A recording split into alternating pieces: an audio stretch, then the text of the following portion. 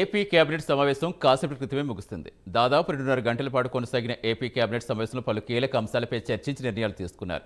Land titling act రద్దు cabinet ఆమోదం తెలిపింది. అలాగే కొత్త ఇసుక పాలసీకి కేబినెట్ ఆమోదం తెలిపింది.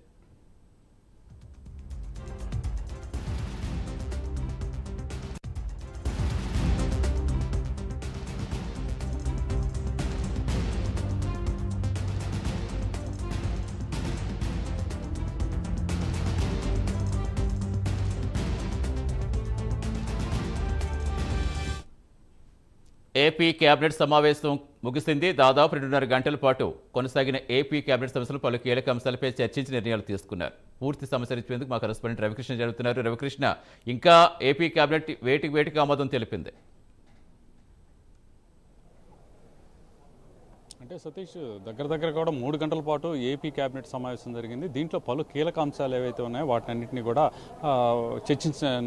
చర్చించినట్లుగా కూడా తెలుస్తుంది. ప్రధానంగా కూడా ఏదైతే ల్యాండ్ టైటిలింగ్ గత ప్రభుత్వం తీసుకొచ్చినటువంటి ల్యాండ్ టైటిలింగ్ యాక్ట్ ఏదైతే ఉందో దాంతో మాత్రం భూమికి సంబంధించినటువంటి యజమానులు అయితే ఆందోళనకు గురి చెందినటువంటి నేపథ్యంలో గత ఎన్నికలకు ముందు మాత్రం హామీ ఇవ్వడం జరిగింది. ఇచ్చిన హామీ మేరకు మాత్రం ల్యాండ్ టైటిలింగ్ యాక్ట్ ఏదైతే ఉందో దాన్ని మాత్రం రద్దు చేస్తున్నట్లుగా కూడా నిర్ణయం తీసుకున్నారు. అదేవిధంగా కూడా గత ప్రభుత్వం తీవ్రంగా కూడా విమర్శలకు గురైనటువంటి ఇసుక పాలసీ ఏదైతే ఉందో ఆ ఇసుక పాలసీని అయితే మాత్రం కొత్త ప్రభుత్వం అధికారంలోకి వచ్చిన తర్వాత ఆ ఉచిత ఇసుక పాలసీని అయితే ఇంప్లిమెంట్ చేయడం జరిగింది. అయితే వీటిల్లో ఉన్నటువంటి సాధ్యాసాధ్యాలతో పాటుగా కూడా సాధ్యాసాధ్యాలని చూసిన తర్వాతే దీనికి సంబంధించి ఉచిత ఇసుక ఇవ్వడం జరిగింది. తర్వాత వీటిల్లో డీమెరిట్స్ కూడా కొన్ని ఉన్నట్లుగా తెలిసినటువంటి నేపథ్యంలో అటువంటి ఏమీ లేకుండా కూడా ప్రజలకి చాలా సౌకర్యవంతంగా కూడా వాడుకునే వినియోగదారుడికి కూడా అందించే విధంగా కూడా వీటిలో ఉన్నటువంటి ఇబ్బందులన్నింటినీ కూడా ఒకసారి చర్చించాలి. అటువంటి ఏమీ లేకుండా కూడా ప్రజలకు అయితే మాత్రం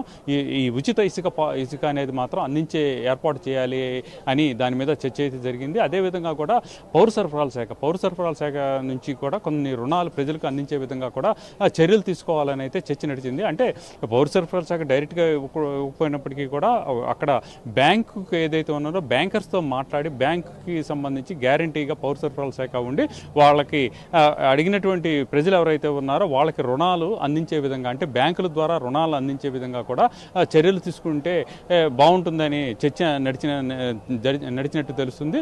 అలాగే ఇక దీంతో పాటుగా కూడా పౌరులతో పాటుగా కూడా రైతులు, ప్రత్యేకంగా కూడా రైతులకు సంబంధించి రైతులకి రుణమాఫీలు చేసినా లేకపోతే రైతులకు సంబంధించిన ఏదైనా పథకాన్ని ప్రవేశపెట్టినా కూడా దాంట్లో భూస్వాములకే అందుతుంది కానీ నిజమైన రైతు కూలీకి కానీ దాన్ని తీసుకున్న కౌలుదారికి కానీ అందట్లేదని గతం నుంచి కూడా ఉన్నటువంటి ఈ ఆందోళనకరమైనటువంటి ప్రశ్న. అటువంటి సందర్భంలో ఎవరైతే కౌలు తీసుకున్నటువంటి రైతు ఎవరైతే ఉన్నారో ఆ కౌలు కార్డు అనేది అరేంజ్ చేయాలి అని చెప్పి భావిస్తున్నారు. అయితే కౌలు కార్డు ఇచ్చేందుకు ఏ భూ యజమాని కూడా సంసిద్ధత వ్యక్తం చేయటువంటి పరిస్థితుల్లో దాన్ని మార్చి కౌలు కార్డు ఏర్పాటు చేసి ఆ కౌలు కార్డు ద్వారా రైతులకి రుణాలు ఇచ్చే విధంగా కూడా ఈ విధంగా కూడా చర్యలు తీసుకునే విధంగా కూడా ఈరోజైతే దీంట్లో అయితే క్యాబినెట్లో చర్చ నడిచింది. దానికి సంబంధించి ఆమోదం కోసం అయితే వెయిట్ చేస్తున్న పరిస్థితి. దీంట్లో సాధ్యాసాధ్యాలన్నింటినీ పరిశీలించిన తర్వాత తప్పనిసరిగా కూడా దీన్ని ఇంప్లిమెంట్ చేయాలని చెప్పి కోరుకుంటున్నారు. అదేవిధంగా కూడా ఏదైతే ప్రధానంగా ఇక్కడ మనం అబ్జర్వ్ చేసినట్టయితే మాత్రం ఈ ఎన్నికల హామీల్లో మాత్రం ఉచిత ఆర్టీసీ బస్సు ప్రయాణం అనేది చెప్పడం జరిగింది మహిళలకి. అయితే ఈ ఉచిత బస్సు ప్రయాణం అనేది ఈ తెలంగాణలో గవర్నమెంట్ వచ్చిన వారం రోజుల్లోనే ఇంప్లిమెంట్ చేశారు. కానీ ఇప్పటివరకు కూడా ఇక్కడ ఇంప్లిమెంట్ చేయలేనటువంటి పరిస్థితి. దీనికి సంబంధించి పూర్తిగా కూడా తెలంగాణ అదేవిధంగా కూడా కర్ణాటకలో మహిళలకు ఉచిత బస్సు ఉన్నటువంటి ఉచిత సర్వీస్ అందిస్తున్నటువంటి నేపథ్యంలో దానికి సంబంధించి అక్కడ ఉన్నటువంటి మెరిట్స్ డిమెరిట్స్ మొత్తాన్ని కూడా అబ్జర్వ్ చేసిన తర్వాత ఇవ్వాలని కూడా భావించిన నేపథ్యంలో కొంత లేట్ అయింది. అయితే మాత్రం ఆగస్టు 15వ తేదీ నుంచి కూడా ఈ ఉచిత బస్సు ప్రయాణం ఉండొచ్చు అన్నట్లు కూడా తెలుస్తుంది. దీనికి సంబంధించి ఎవరైతే రిజిస్ట్రేషన్ శాఖ మంత్రి అయినటువంటి అనగాని సత్యప్రసాద్ మాత్రం ఆయన అయితే మాత్రం ఒక పోస్ట్ పెట్టాడు. పోస్టు ఆగస్టు 15వ తేదీ నుంచి ఉచిత బస్సు ప్రయాణం మహిళలకి అందించబోతున్నట్లుగా కూడా పోస్ట్ పెట్టాడు. అయితే ఆ పోస్టుని వెంటనే కూడా అంటే ఒక 2 మినిట్స్లోనే అది తొలగించడం అనేది జరిగింది. అంటే ప్రధానంగా కూడా అక్కడికి ఆర్టీసీకి సంబంధించి చర్చ నడిచింది. ఆగస్టు 15 నుంచి ఇంప్లిమెంట్ చేసేందుకు అయితే మాత్రం వాళ్ళైతే సంసిద్ధత వ్యక్తం చేశారు. అంటే ఆగస్టు 15కి సంబంధించి ప్రధానంగా ఏంటంటే అన్నా క్యాంటీన్లను కూడా ఆ రోజు పూర్తి స్థాయిలో కూడా వాటిని ఆ రోజు నుంచి ప్రారంభించేందుకు అయితే మాత్రం ప్రభుత్వం అయితే మాత్రం చర్యలు తీసుకున్నటువంటి నేపథ్యంలో దాంతోపాటుగా కూడా ఇది కూడా సంక్షేమ పథకాలకు సంబంధించిన అంశంలో దీన్ని ఇంప్లిమెంట్ చేస్తే బాగుంటుందని నిర్ణయించారు. అదేవిధంగా ఆగస్టు 15 నుంచి వచ్చేటువంటి అవకాశం అయితే ఉందని చెప్పుకోవచ్చు. అలాగే ఇప్పుడు ఇచ్చినటువంటి సంక్షేమ పథకాలు ఏవైతే ఉన్నాయో ఆ సంక్షేమ పథకాలకు సంబంధించి ప్రజల్లో ఏ విధమైనటువంటి చర్చ నడుస్తుంది. ఒక పక్కన వాళ్ళకి ఎవరైతే సంక్షేమ పథకాలు తీసుకుంటున్నటువంటి వ్యక్తులు ప్రధానంగా కూడా పెన్షన్ తీసుకుంటున్నటువంటి సామాజిక పెన్షన్లు తీసుకుంటున్నటువంటి వ్యక్తులు ఎవరైతే ఉన్నారో వాళ్ళకి ఒకేసారిగా కూడా పెన్షన్ 1000 రూపాయలు పెంచడం, మరి దివ్యాంగులకైతే మాత్రం వాళ్ళకి 2000 రూపాయలు పెంచి ఇచ్చినటువంటి నేపథ్యంలో వాళ్ళు ఎలా భావిస్తున్నారు, ఏమిటి మనం ఇచ్చినటువంటి సంక్షేమ పథకాలు వాళ్ళకి ఏ విధంగా వాళ్ళు రిసీవ్ చేసుకుంటున్నారు అనే దాని మీద కూడా మంత్రివర్గం సమావేశంలో కూడా చర్చ నడిచినట్టుగా కూడా తెలుస్తుంది. అదేవిధంగా కూడా అమరావతికి సంబంధించి ప్రధానంగా అమరావతికి సంబంధించిన ఏ విధంగా ముందుకు పోవాలి, ఇప్పుడు దాకా యాక్చువల్ పొజిషన్ ఏంటి అనేది అక్కడ ఉన్నటువంటి మంత్రులందరితో కలిసి చర్చించినట్టు, ఏమైనా ఇన్పుట్స్ ఉంటే వాల్యుబుల్ ఇన్పుట్స్ ఉంటే తనకు ఇవ్వాలని సీఎం అడిగినట్లుగా కూడా తెలుస్తుంది. ఇక ఈ మద్యం పాలసీ, మద్యం అయితే గత ప్రభుత్వంలో మాత్రం మద్యం మాత్రం దారుణంగా కూడా దోపిడీకి గురయ్యారు. మద్యం తాగేటువంటి వ్యక్తులను అయితే దారుణంగా దోచేశారు అని అయితే మాత్రం చంద్రబాబు నాయుడు ప్రతిసారి కూడా చెబుతున్నటువంటి పరిస్థితి.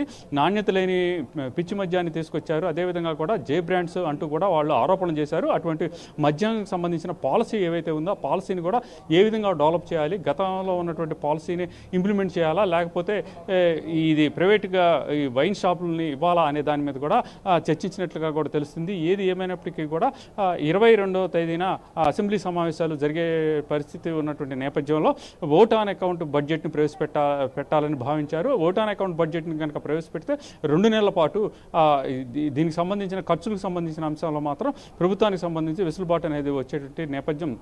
అంటే యాక్చువల్గా అయితే బడ్జెట్ని చర్చలు జరగాలి, బడ్జెట్ని ప్రవేశపెట్టాల్సిన అవసరం ఉన్నప్పటికీ కూడా బడ్జెట్కి సంబంధించి ఒక పూర్తి క్లారిటీ రాలేదు. ఆర్థిక శాఖ నుంచే అన్ని శాఖల నుంచి కూడా ఆర్థిక శాఖ ఇన్పుట్స్ తీసుకోవాలి. ఆ తర్వాత వాటికి సంబంధించిన రెవెన్యూ, దానికి సంబంధించిన ఖర్చు, వీటికి సంబంధించిన పూర్తిగా కూడా సమగ్రంగా కూడా అధ్యయనం చేయాలి. ఆ తర్వాత బడ్జెట్కి సంబంధించి ఎంత లోటు బడ్జెట్ ఉంది, ఎంత మనకి వచ్చే టోటల్గా వచ్చేటువంటి ఎర్నింగ్స్ ఎంత ఉన్నాయి అనే దాని మీద కూడా చర్చ నడవాలి. నడిచిన తర్వాతే బడ్జెట్ అనేది ఇంత అనేది తెలిసిన తర్వాత బడ్జెట్ని ప్రవేశపెట్టేటువంటి అవకాశం అయితే ఉంటుంది. అయితే ఇప్పుడు వచ్చిన నేపథ్యంలో ప్రస్తుతం కనుక అబ్జర్వ్ చేసినట్టయితే మాత్రం ఇక్కడ ఎటువంటి ఆదాయం వచ్చేటువంటి మార్గాలు లేవు, అప్పులే ఎక్కువగా కనపడుతున్నాయని చాలాసార్లు కూడా సీఎం చంద్రబాబు నాయుడు చెప్పినటువంటి నేపథ్యంలో ముందు ఓట్ ఆన్ అకౌంట్ బడ్జెట్కి వెళ్లేందుకు సిద్ధపడ్డారు. 2 నెలల పాటు ఈ ఓట్ ఆన్ అకౌంట్ బడ్జెట్కి కొనసాగించేటువంటి పరిస్థితి అయితే కనపడుతుంది.